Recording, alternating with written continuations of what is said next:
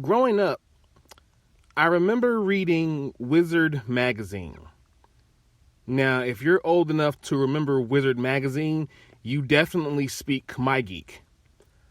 But growing up reading Wizard magazine, there was always the section at the back where it gave you the comics price guide, and there was always stories of whatever the movie was at the time or whatever comic stories were going on.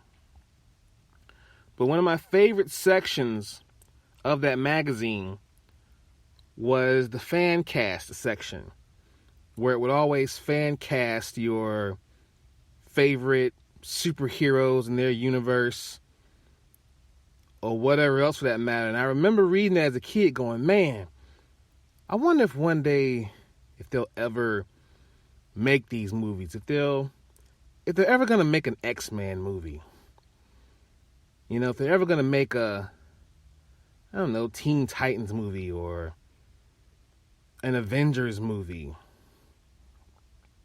I used to always wonder if these fantasies would ever become a reality. Fast forward 11 years from about around the time the last issue of Wizard came out. It's not only a reality, but it's quite possibly one of the greatest franchises ever. The MCU have done a great job, and I, for one, am proud to say that I could be a part of it, to be along for the ride, to enjoy it. You guys did stand proud. Kevin Feige, I tip my hat off to you, man. You did it. Anyways, folks, I am your host, Nix. Ladies and gentlemen, blurs and nerds, freaks and geeks, this is Do You Speak Geek, episode 6.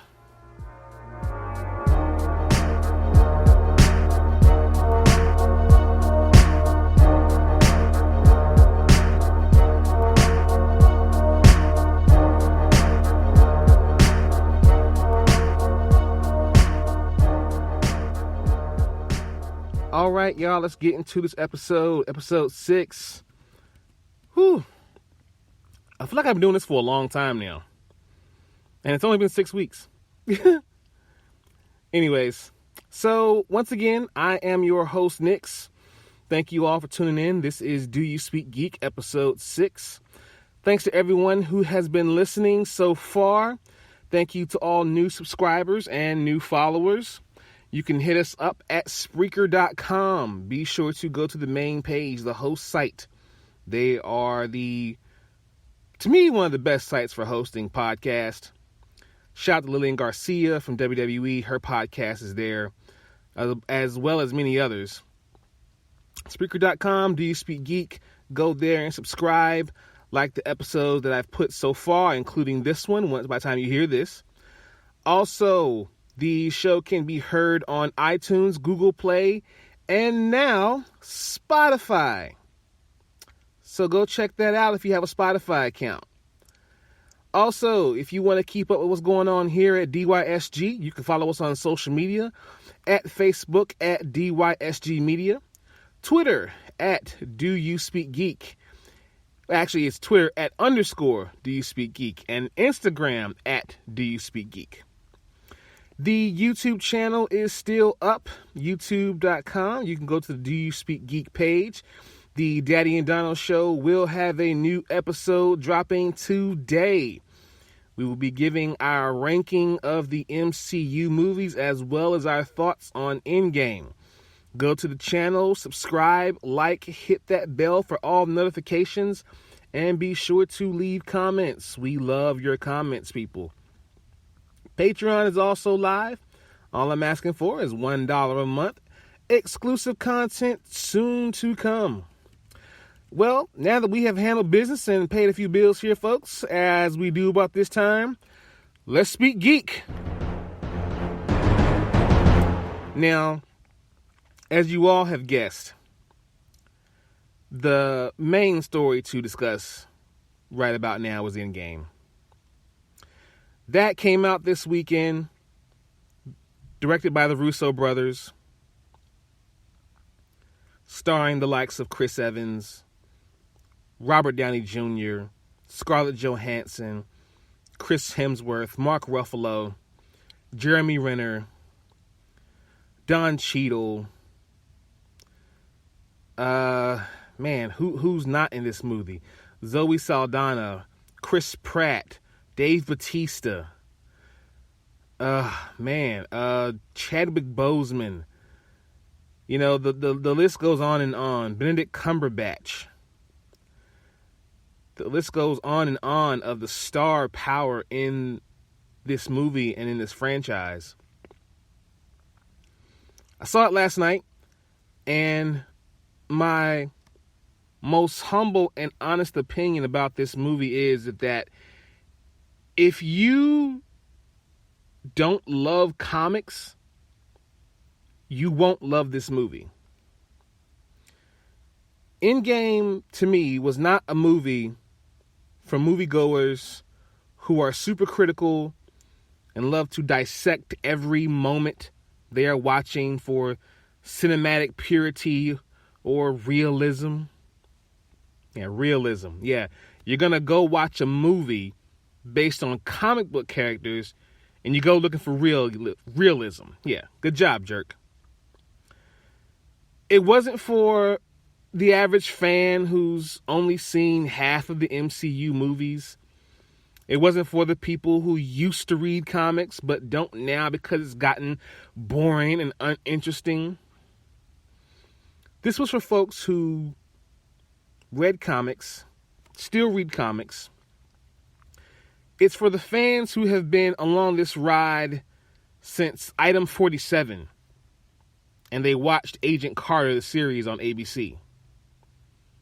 This was the 11-year payoff that the fans have been waiting for. And in my personal opinion, the MCU did not let us down. I am not going to talk spoilers here by any means. I will maybe do something separate where I do talk spoilers and put it on the Patreon. Let you guys hear it there. But the movie was amazing. I felt like it was a nice tie of the bow, the nice icing on the cake. It was the top hat on the tux. It was the perfect swan song for the Infinity Saga in the MCU. And I, as a fan, am looking forward to whatever they have to bring us next.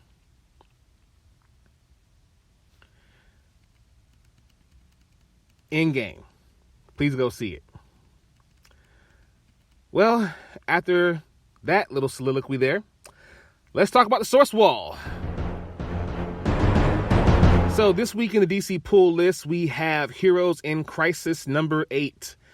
The killer is revealed, people. The killer is revealed. So please go read Heroes in Crisis number 8. Also, Detective Comics number 1002. We still have more developing story around the Arkham Knight in this book. As far as Marvel's pull list, we have Thanos number 1. A nice intimate look at him. And I think you'll like this one, people. I think you'll like this one. Also, Doctor Strange number 13 is a good one that's come out this week for Marvel. Other releases, we have Spawn number 296. It's the road to issue number 300. It starts to take a look at the lives and deaths of Al Simmons. Also this week we have Ascender. It's written by Jeff Lemire and Dustin Nguyen. It's a sequel series to Descender, if anyone ever read that. It's based upon the daughter of Andy and Effie from Descender, their daughter Mila. She spends her days exploring the lonely wilds of the planet Samson and trying to stay out of the clutches of the evil disciples and the all-power vampire witch known as Mother. But, like her parents, she doesn't really play by the rules, and when a certain robot pal of her dad shows up, nothing will be the same. I don't want to give too much away there, but you guys check that out. So with other source wall news, it looks like DC and Marvel are getting ready for a very big July of this year. So Tom King, he began his Batman run with the 100 issue plan. And that plan is going to reach out to the next major phase starting in Batman number 75. This reunites King with the artist Tony Daniel, and they begin a new major storyline called City of Bane. It's basically where Bane's going to lord over Gotham while Bruce Wayne is exiled and struggles to regain his fighting spirit. This promises to tie up any loose ends from the first 3 years of the series. So we'll look forward to that. Also, Batman is due for a rough month in July, not only with the Bane control, but also in the pages of Detective Comics, we'll see the return of both Mr. Freeze and the Joker.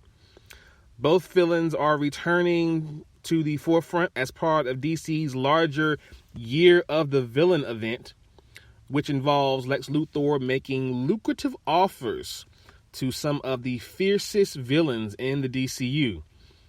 Joker's return is especially kind of noteworthy here because given how the character has largely stayed out of the spotlight, because it's only preparing for the whole Jeff Johns and Jason Fabok work there with the 3 Joker story arc.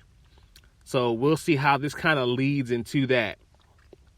With Marvel, War of the Realms may be officially ending in June, but it looks like some of the ramifications will clearly be seen in July's lineup. Writer Jason Aaron will be teaming up with a wide lineup of Marvel creators in an epilogue issue called War of the Realms Omega, #1. Basically setting the new stage for the status quo among the heroes. Also, despite having seemingly perished in War of the Realms 1, it looks like I said earlier in the episode, Loki's getting his own series.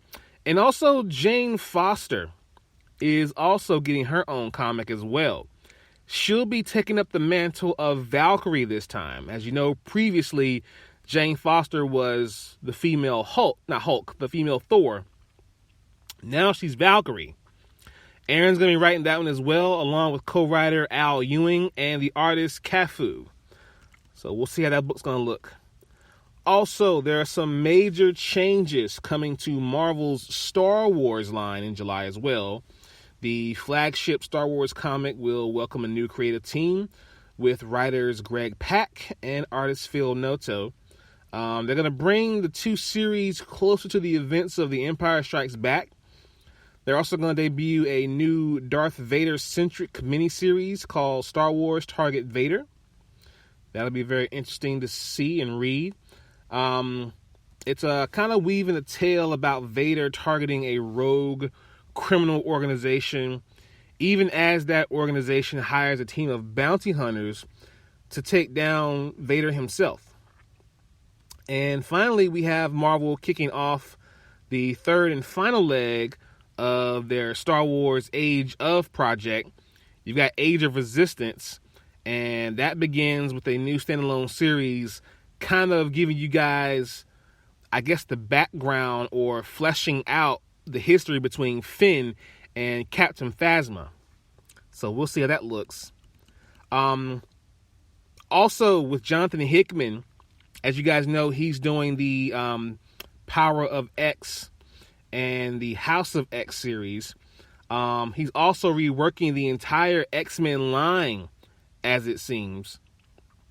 In the Marvel's current X-Men comics, we're wrapping up in January, along with X-Men. Domino Hot Shots is also ending in July. It's not confirmed to be ending though the solicits for both X-Force and Deadpool around issue 10 and 15 respectfully may also be coming to a halt. It looks like this is going to be a big overhaul and reboot of the X world, if you will. Also, Marvel will be debuting 2 new books in July aimed at kind of giving you guys a history lesson, if you will, of the Marvel Universe. They'll be called, it's Mark Waid doing the book with Javier Rodriguez. It's called History of the Marvel Universe. Very ambitious retelling of Marvel continuity from beginning, starting with the very birth of the universe and weaving through countless characters and stories into one cohesive tapestry. Part of that is a very specific book by Ethan Sachs and Dionysius Nevis called Wolverine and Captain America, Weapon Plus. It's pretty much a one-shot special that shares the connections between Project Rebirth and Weapon X, kind of showing how the same operation that birthed the world's first super soldier also led to the world's deadliest mutant. So that's what I have there by way of source wall, people. Let's talk about some TV and movie stuff. Let's watch this. Now, maybe because I watched this as soon as I got home from watching Endgame, I watched the Gotham series finale. And I feel like the creative team for this show proverbially took us around the world just to take us to the next block. In my opinion, I mean, it's like there was no need to keep the Jeremiah Valeska thing going for so long at the beginning of the season. It was definitely pointless to introduce this great value version of Bane. They should have focused solely on Bruce making the transition from this teenager to a man to a Batman. Kevin Porter. I'm sure you all know who Kevin Porter is. He's the guy who played Blazer in Dodgeball. He's also been the guy who has portrayed Batman several times in the famous Bat in the Sun YouTube channel. He's been Batman numerous times. He actually looks like an adult version of David Mazuzos. How's that kid's name pronounced? David Mazuz. He looks like an adult version of that guy. So I feel like they dropped the ball by not casting him as the adult Bruce Wayne. Not to mention that suit.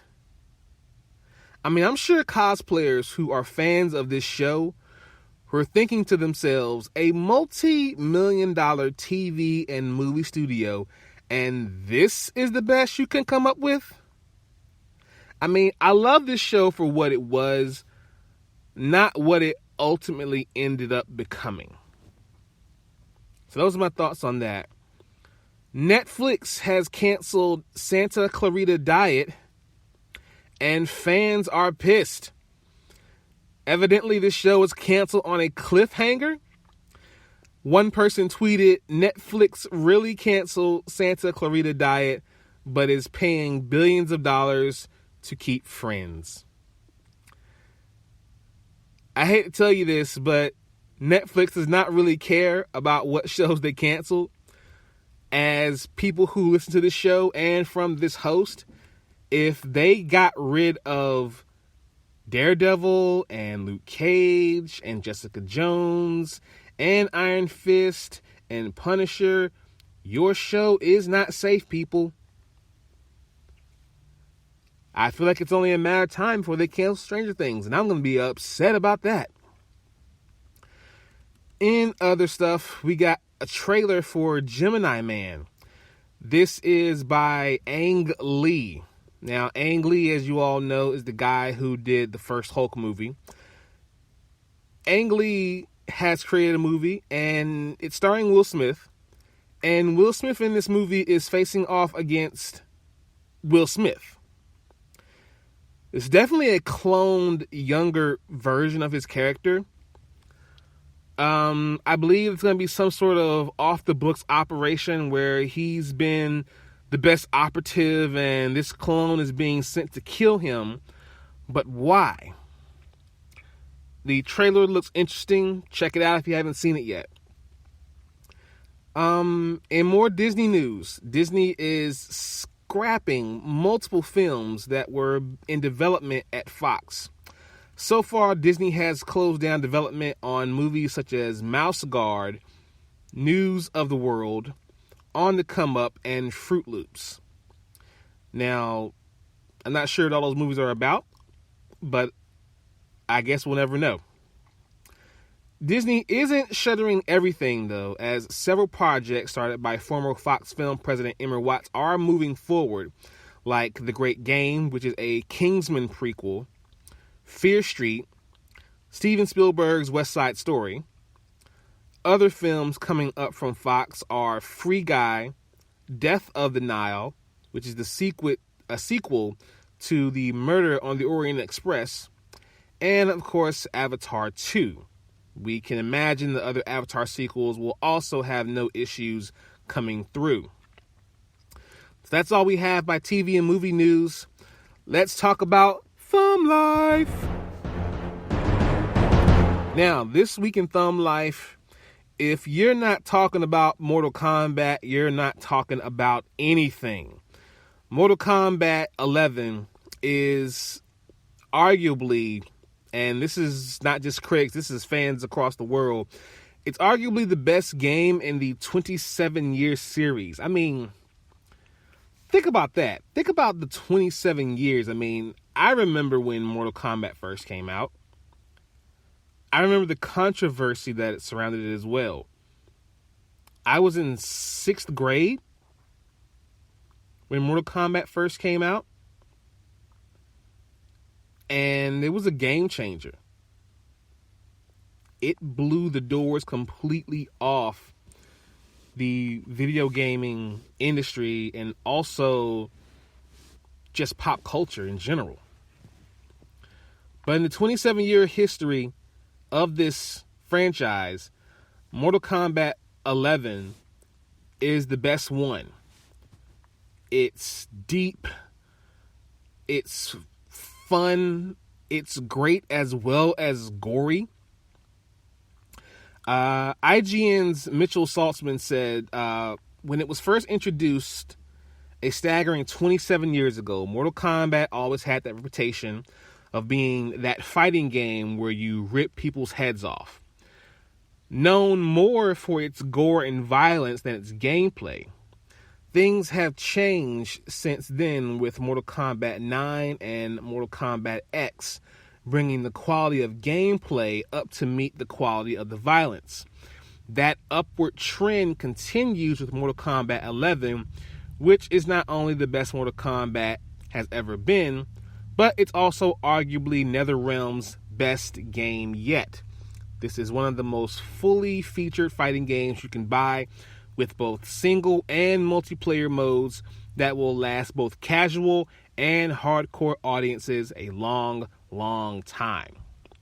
Now, as someone who's played both Injustice games, Injustice 3 has a lot to live up to, if this is quote-unquote NetherRealm's best game yet.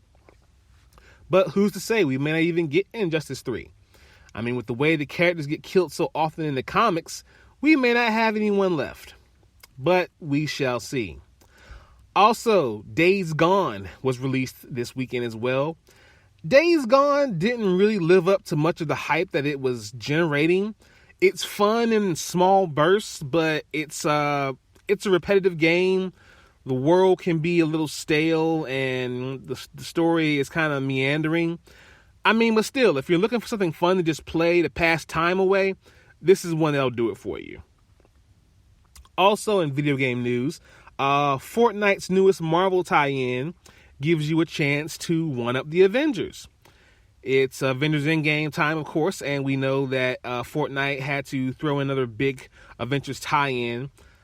This time around, as PC Gamer reports, Thanos is back, and you can take up the weapons of Marvel heroes to fight him in a new game mode.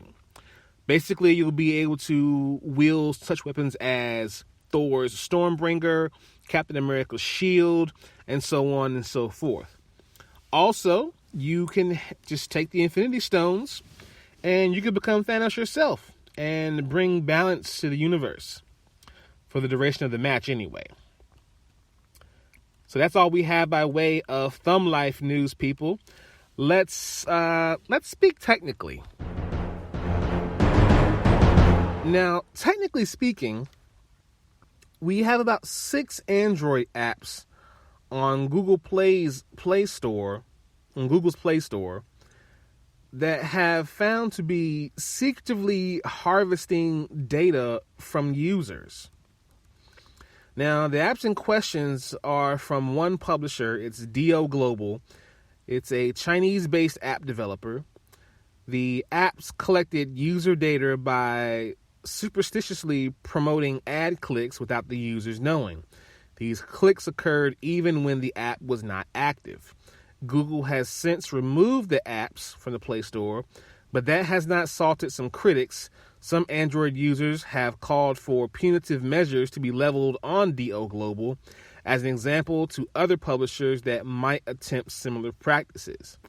Now, in case you are wondering what these apps are, so you can check your own phones, these apps are called by name Selfie Camera, Total Cleaner, Smart Cooler, RAM Master, AOI Flashlight, and Omni Cleaner. So if you have those apps on your phone, please delete them now. We got more details, not more details, we have details in general here on iOS 13. So with iOS 13, Apple's update will usher in a new dark mode option that makes it easier to view the screens on iPhones or iPads at night, which users can turn off via the settings menu. Also, Apple is developing a new app that will combine the features of Find My iPhone and Find My Friends. This new version will also make it possible to track lost devices even when they're offline. And the company is said to be working on a tile-like Bluetooth tracker to help users find lost items as well. The report given by 9to5Mac doesn't specifically say that the app will be part of iOS 13's launch, but it does suggest that the announcement could come sometime in December. Apple could add mouse support to the iPad as an accessible feature in iOS 13 as well. Now, by doing so, that could make the iPad much more useful as a laptop replacement and would fit with Apple's emphasis on productivity in recent years. Apple is also planning to give the iPad's home screen a refresh with its next major software update. This is according to Bloomberg. It certainly makes sense that Apple would make changes to the iPad's home screen, given that Apple has been tailoring its iPad software to focus more on productivity, as mentioned before, and multitasking in recent years. It's plausible that Apple would reflect that in the device's home screen.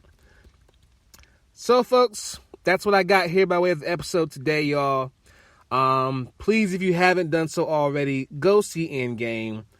Don't just waste your time ducking spoilers online. Go see the movie. Do yourself that solid and enjoy it. Like I said, there's an episode coming out today of the Daddy and Dono Show coming up on YouTube, where we're going to rank the MCU movies from our least favorite to our number one favorite, and also talk about Endgame a little bit. So, go to the YouTube channel, subscribe, like, hit the bell for all notifications, and don't forget to leave comments. Also, continue to follow the podcast here at Spreaker.com. Also, check us out on iTunes, Google Play Music, and now Spotify. Follow us on the social medias. You got Facebook at DYSG Media, Twitter at _ Do You Speak Geek, and Instagram at Do You Speak Geek. Follow the Patreon page as well. Like I said, it's only $1 a month, and exclusive content is coming soon. So be on the lookout for that. As I said, folks, this is DYSG episode 6. I am Nix. Y'all have a good weekend, and I'll see y'all next time here at Do You Speak Geek? I speak geek. Do you speak geek?